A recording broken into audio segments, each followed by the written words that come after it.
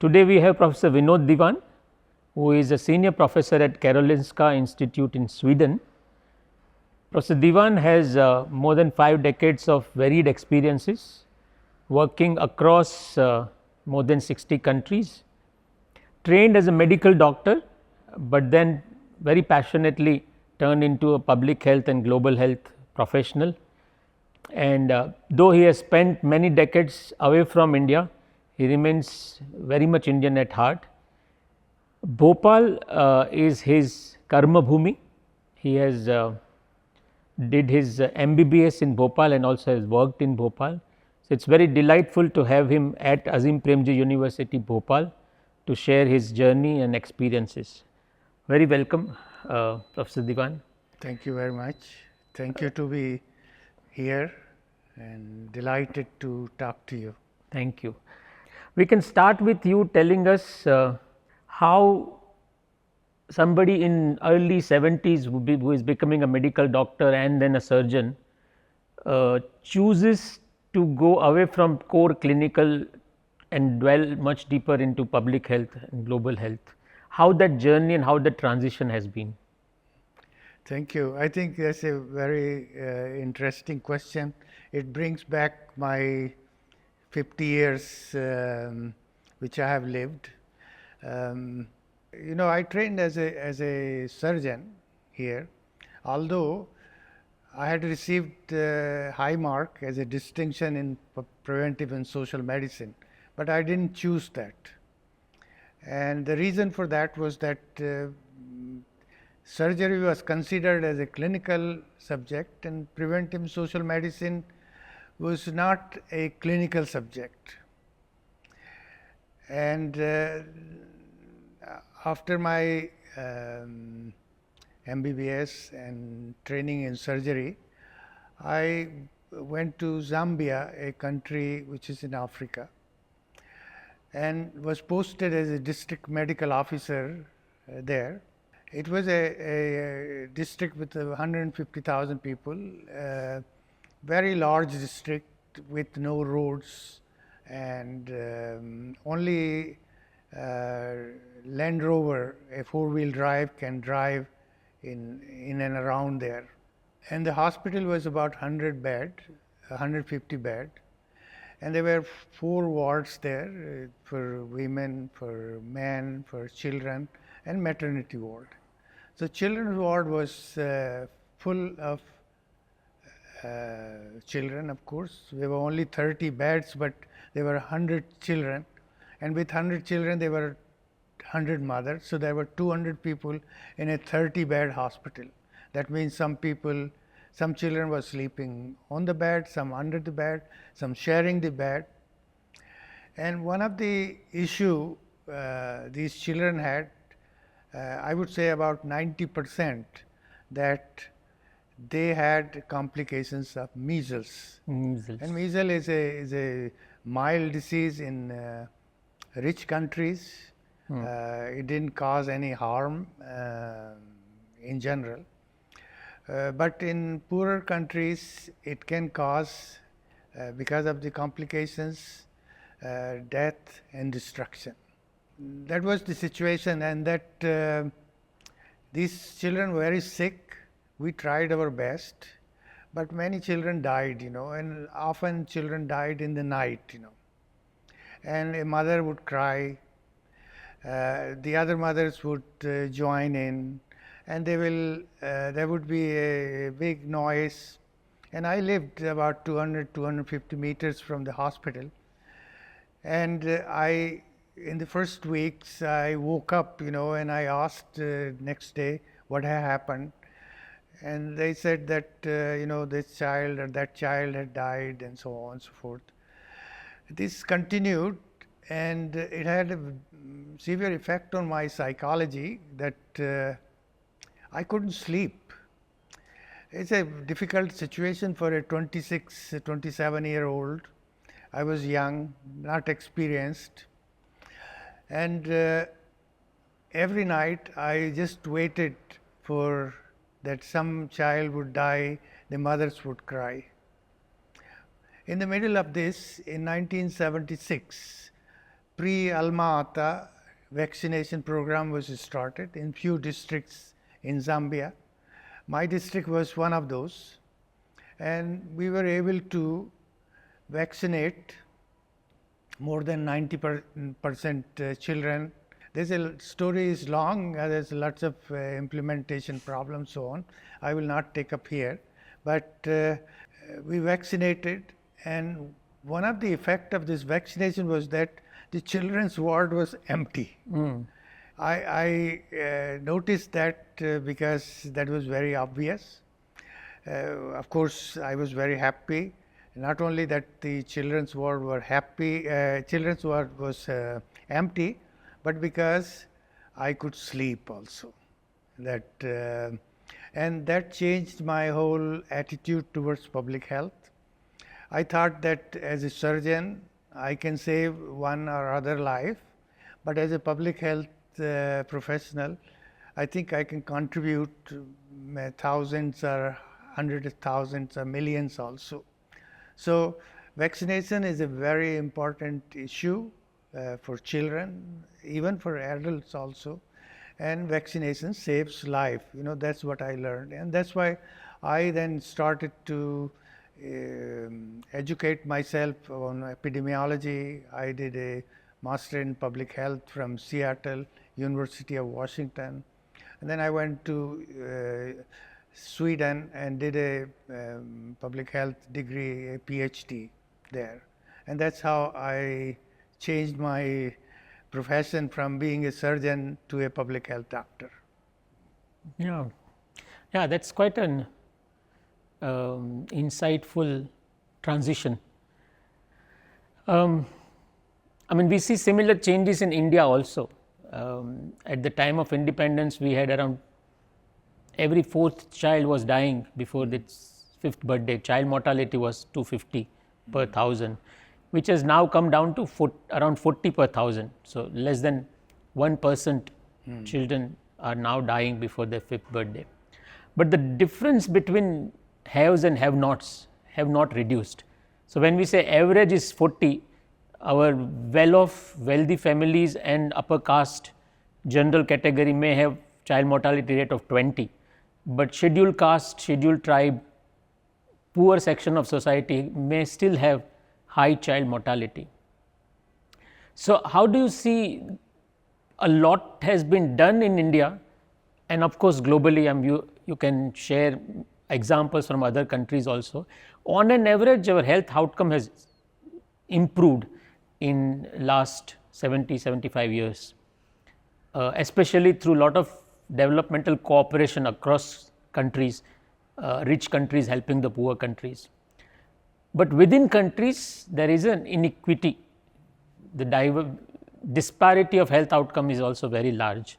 So what are your thoughts on how public health has improved a lot, but what remains to be done as an unfinished agenda, especially in a resource constrained setting like that of India? So first let me say that vaccine saves life, as I said. It also saves lives even in the context of extreme poverty. So even in those societies where very poor, the mortality, child mortality, infant mortality has decreased. But I think we knew very long ago, since Hippocrates, that health and wealth are related.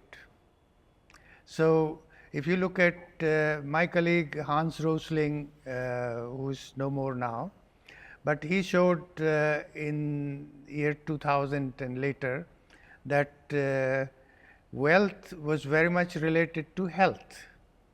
Countries which were richer, they have better health, better infant mortality, better life expectancy, better maternal mortality, and so on and so forth. So I think in India also is that, or India and many of the poorer countries, that wealth has to increase. And I am glad to report that in India, the poverty, which is the extreme poverty, which is earlier defined by $1 per day to now $2.5 per day, that has decreased drastically. And in the world, if you know, 1980s, more than 40% of people were extremely poor. But today only 7%. So India is only around 4% people who are extremely poor. So the most people who are poorer now, which is around 700 million, majority of these people are in Africa, in African countries also. So India has done very well. 40 is still a high infant mortality in India. It must go down much more. And the reason is that what you said yourself, that you have certain societies which have not benefited from the wealth of the nation, that they have not become richer. Even if they have become, they are not extremely poor, I think it needs to be more wealth, more income in those part of the society. And as the economy develops, so does the people's possibility to get better standard of living. And that is what is happening in India also. It would take another 10 years when we will have no extreme poverty. We will have a relatively good income, jobs, and so on and so forth. So economy is very important for any country. And given the situation now in the world, that countries have to depend on themselves also. Yeah. Glad you mentioned Hans Rosling. Gapminder is very, very useful resources for university like ours also, when we teach students to get comfortable with numbers and understand perspectives from numbers. The other thing that you mentioned was about wealth of nation.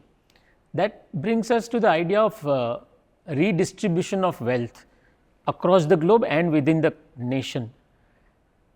We are going through a tough time, especially after Second World War. There were a lot of global cooperation. United Nations through its various agencies, including WHO, and there were many rich countries through their development aid were helping poor countries to come out of poverty, and through other developmental initiatives, including that of health.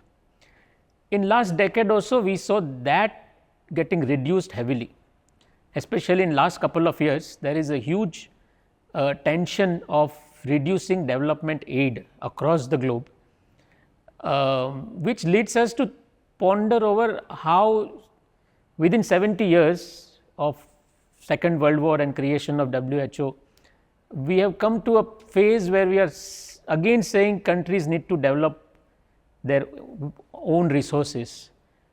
How do you see implication of this change, where development aid is reducing and many countries and many states within countries like India are not yet self-sufficient? So, on one hand we have unfinished agenda of inequality and poor health outcome of a certain section of society. On other hand, a big chunk of development aid, foreign funding, which was a backbone of development work in many countries, in many societies.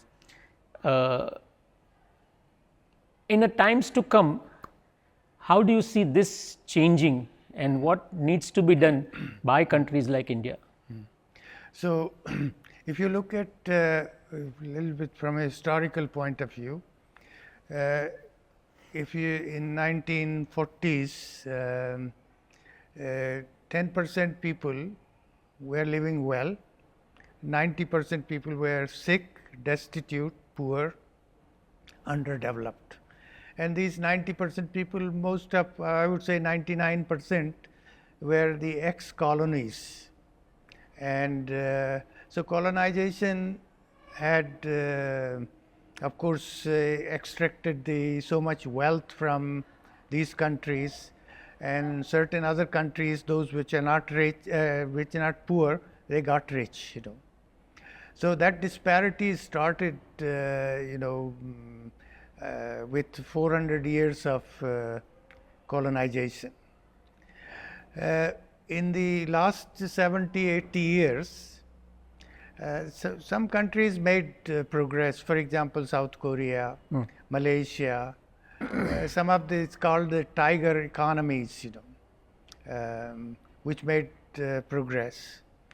But other than that, I think most of the countries were poor until the early 80s, including China.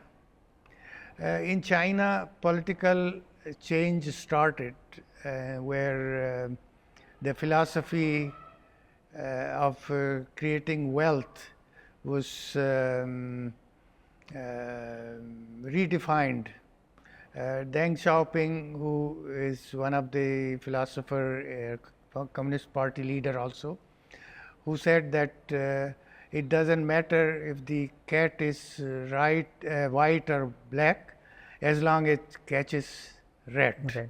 And what he meant was that it doesn't matter if it's a socialist system or a capitalist system, as long as it makes money, that is the important thing.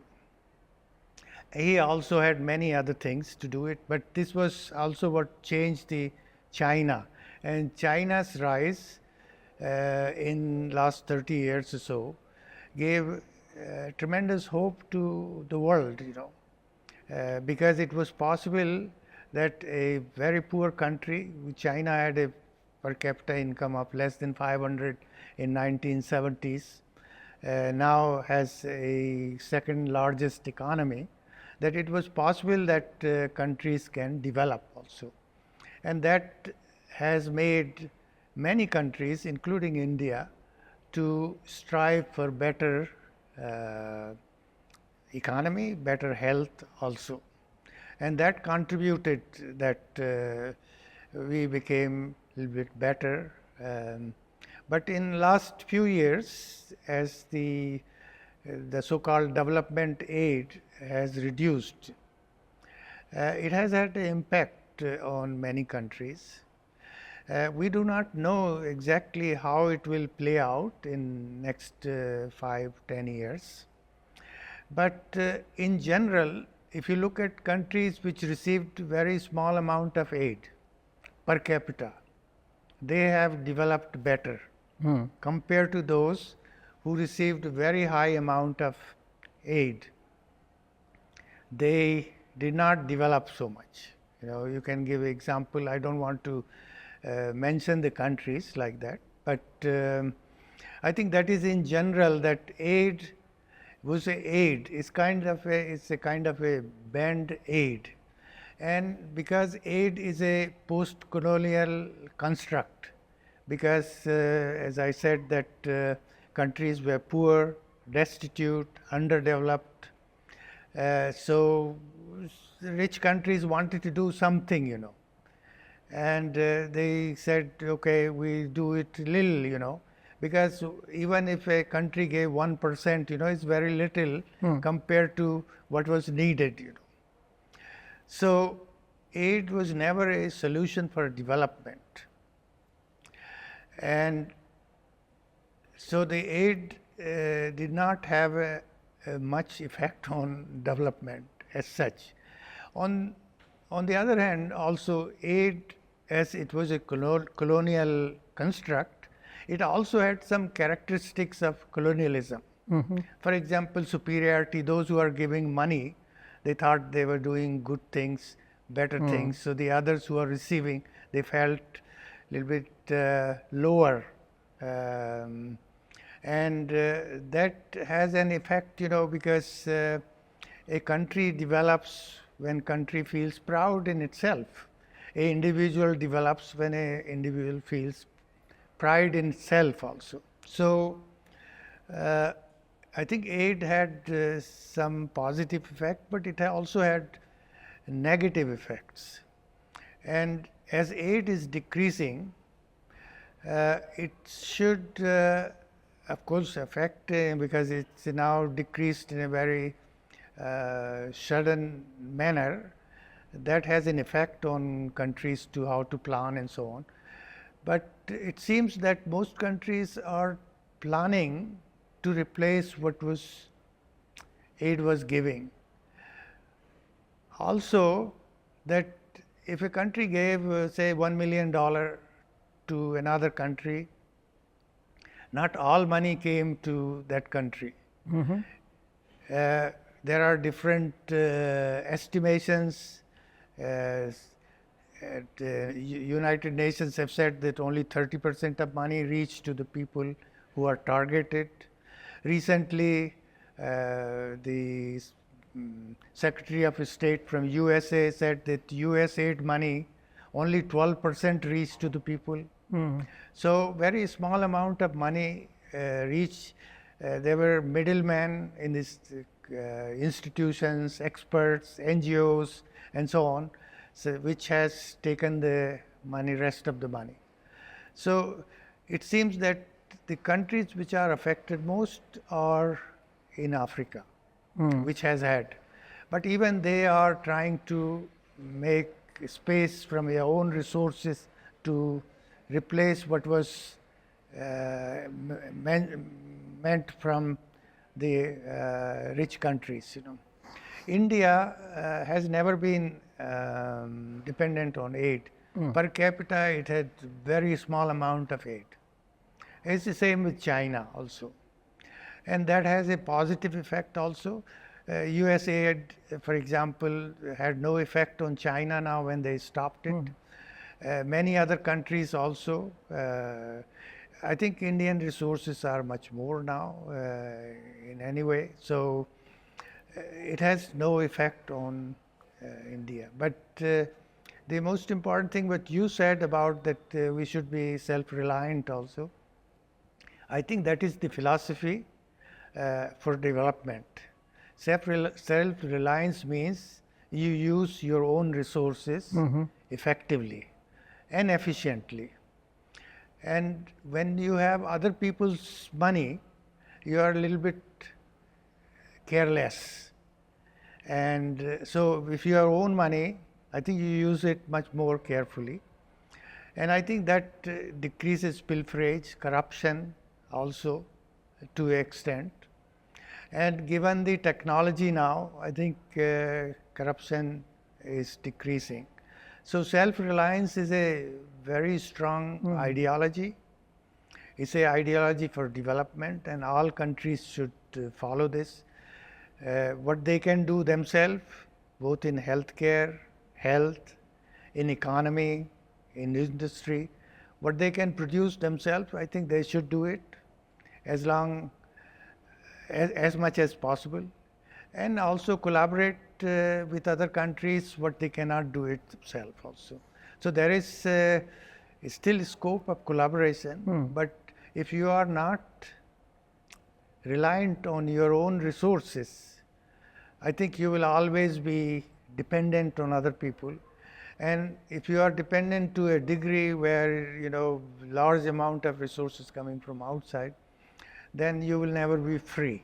So to be free as a nation, self-reliance is a strong ideology. True. And self-reliant has, I think,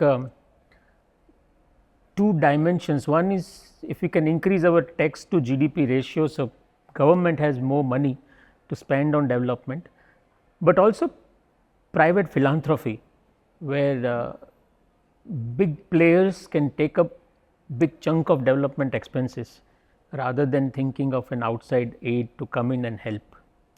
That takes me to idea of development sector jobs.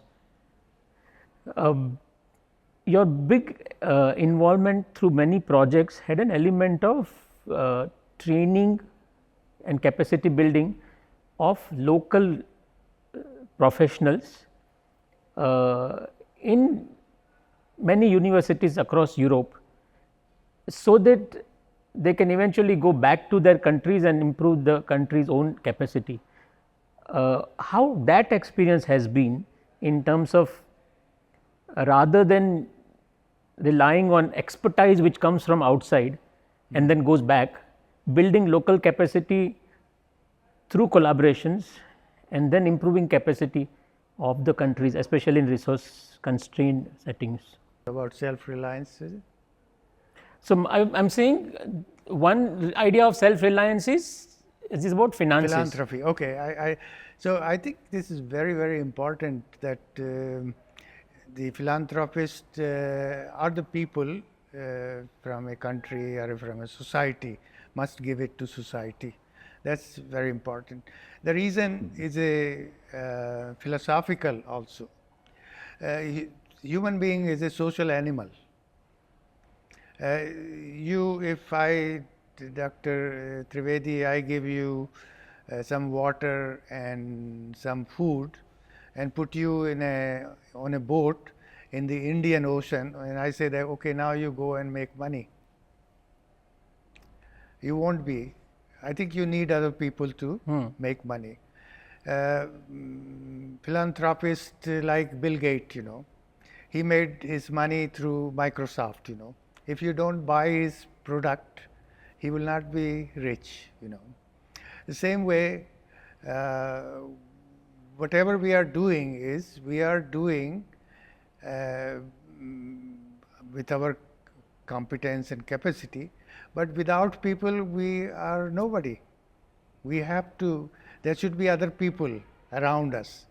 So nobody can say that, whoa, I am so clever, I am so intelligent, I am so hardworking, but without people, their intelligence, their hard work would be useless, So this is society, I think, is very important that people think so.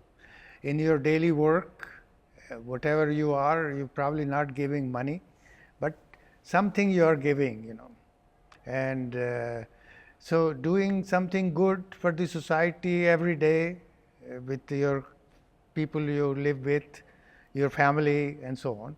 In the same way, I think philanthropy for people who have more money, more resources, if they give it to the society, I think that's called global good.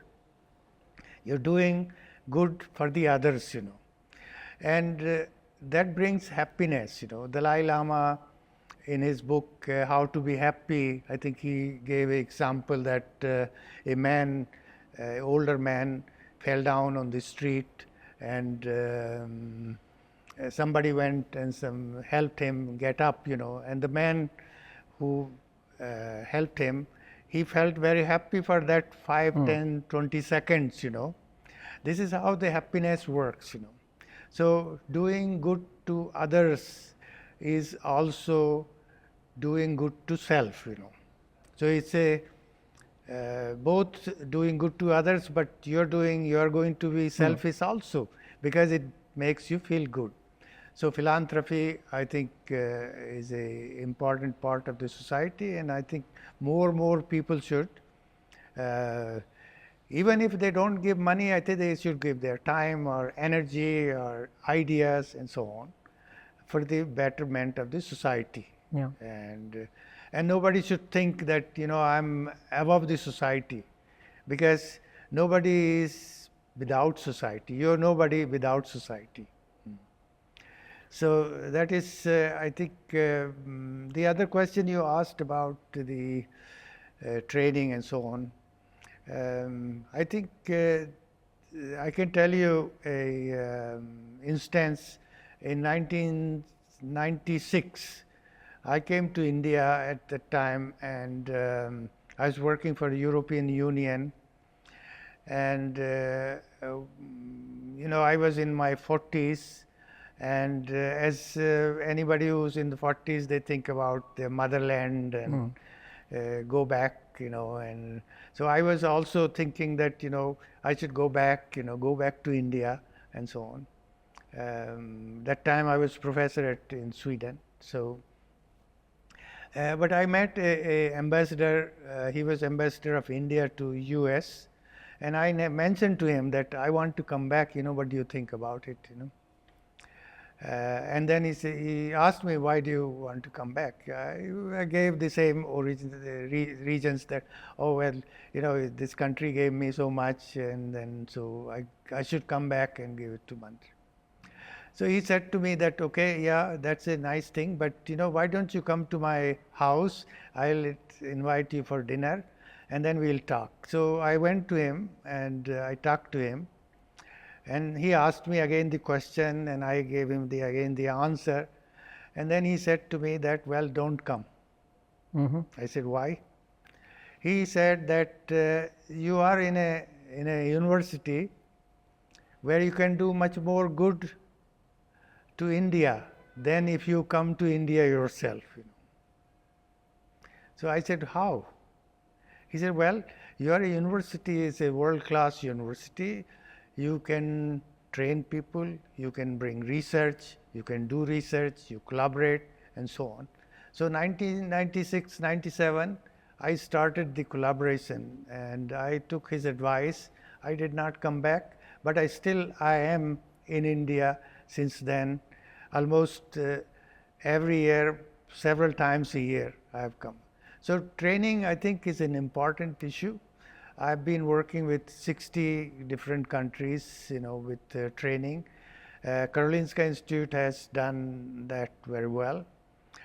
Training is where you want to bring changes, but you don't want to impose changes. Because outsiders cannot make changes. I think it's only insiders who can do it. And when you're training people, they go back, they work, they adopt, they do things in their way, and they bring the changes, And that's why I think I say development comes from within, not from outside. Yeah. At a micro level, that is what I think university like Azim Premji University is also trying to achieve. We are trying to attract students from diverse background, from regions which are unreached, backgrounds which are unreached. Many of our students are first generation learners. The idea is that they know their problems very well, and probably they are the right people who will find long lasting solutions for themselves, and our job is to groom them to bring ideas of those innovations which can help them taking those innovations back to their roots where they come from. You interacted with our students, and I was very happy you said you are proud of them. In our culture, we don't use the word proud very well. How did you, you have been interacting with so many students across the globe and in India, in many MPH schools. How are these students different, and what made you give a remark that you are proud of them? Yeah, I think public health is a profession. Public health is also ideology.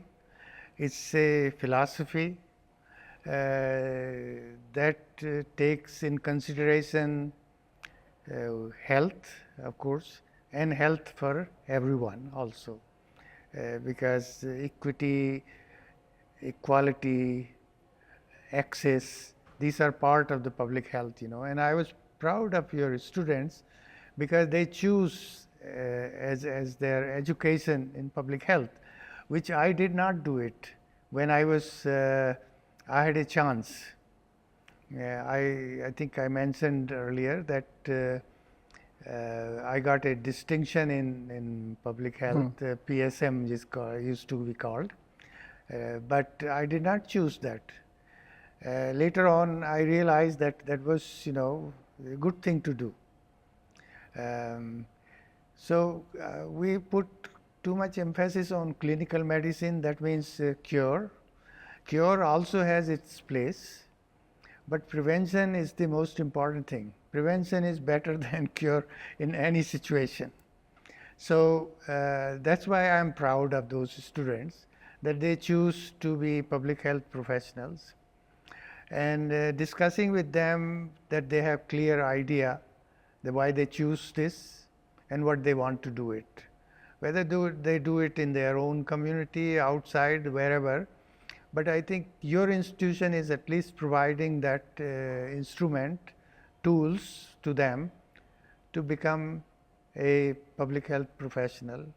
And also, as we discussed, that I think they should also not only think in terms of public health doing service, but also making development innovations and startups which will contribute in the public health of the society where they are, or town, city, village, wherever they are.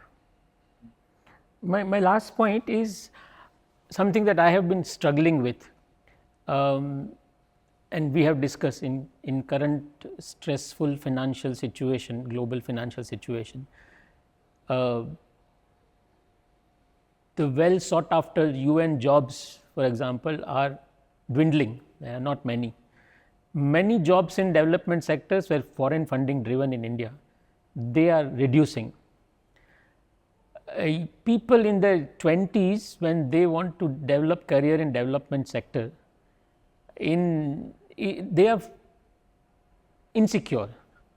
Their future doesn't give a rosy picture as it was like 2-3 decades ago.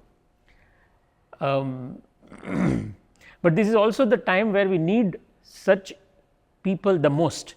What kind of hope would you give based on your so vast career that this could be a phase and there would be a time where more brighter opportunities would come in, or how can we give hope in difficult times to public health aspirants? Yeah, I think the important thing here to understand that development sector,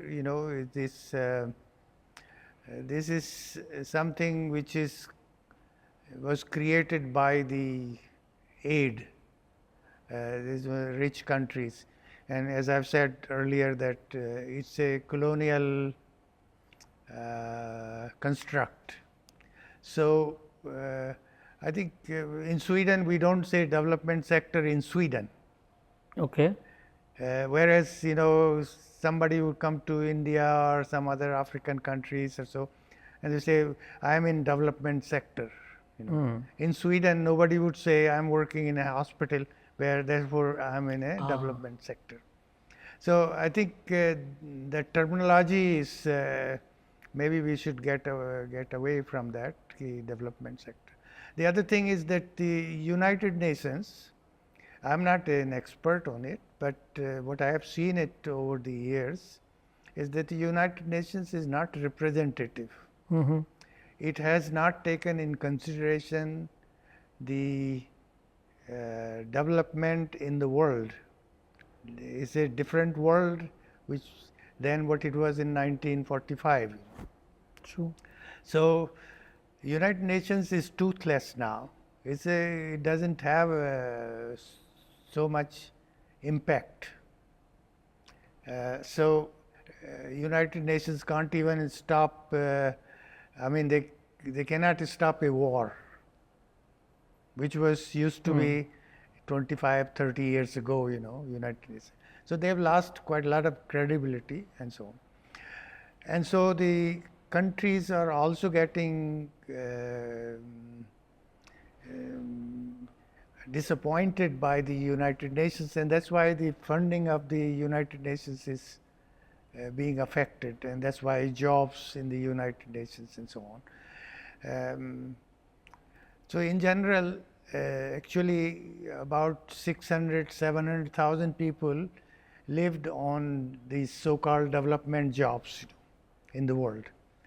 With USAID funding the most, because $150 billion funded for aid, about 70 billion was from USAID or United States. And when they dismantled the United States, of course, it had effect on all these jobs. So I think this is going to continue. And as I earlier said, that self-reliance is the most important thing. Countries which can work with self-reliance, still working, cooperating with others, are going to be successful, So, I think we should not look at outside intervention as the lifesaver. I think we should save our life ourselves.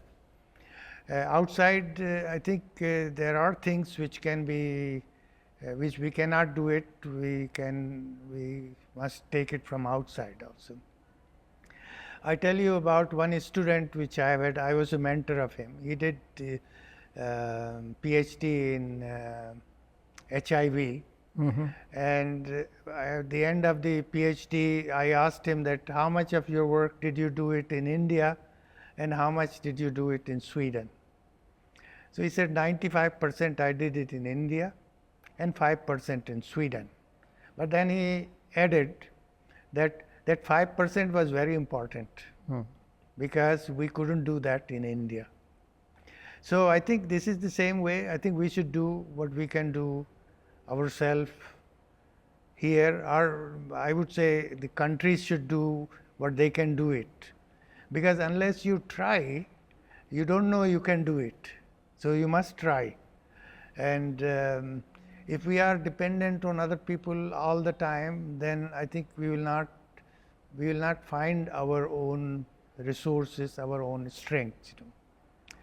And even if the aid is decreasing, it doesn't mean that cooperation and collaboration would decrease. Actually, this should increase. And this is the feeling of most countries, including Sweden, where I am, that we should collaborate more. It would not be on unequal basis where Sweden gives money and then have a upper hand. This would be more in partnership. So we should be partner where we listen to each other and do things. In the research area, I think this should be another model. India has a very good model. India has collaboration with Germany, Denmark, Nepal, and Norway, with Japan, with USA, many countries where Indian researchers are funded from Indian resources, and the other countries' research are funded there also. I myself have worked with this model. We have that model from Sweden with China, with South Africa, with India, with South Korea, Japan, Brazil. These are the countries which we have added. And it worked very well because there you don't have somebody who is upper and somebody is lower. This is a partnership, and that provides us working together, finding solution together also. So I think that kind of development is happening, and we hope that there would be more collaboration, not less. There would be stronger collaboration, there would be longer collaboration. Yeah, thank you very much. I think we can end on this very positive note that what looks like end of the road is just a bend in the road, and there is much better ways of engaging with each other globally and within the country in the times to come. Yes, I agree 100% with you that the future is bright for the world despite all the problems. That we have tackled extreme poverty quite well. I think those countries which have not done it, I think they are doing also now. And I think we hope that this curse, extreme poverty, would be no more, because that is really a curse. And I would like to see in my lifetime that there is nobody who is extremely poor. Thank you very much for inviting me and for this discussion. Thank you very much for joining us. Okay. So that was first in a series of many conversations with public health experts. We had a very interesting discussion with Professor Diwan, and that certainly has set a high standards and stage for next conversations in the series in conversations in public health.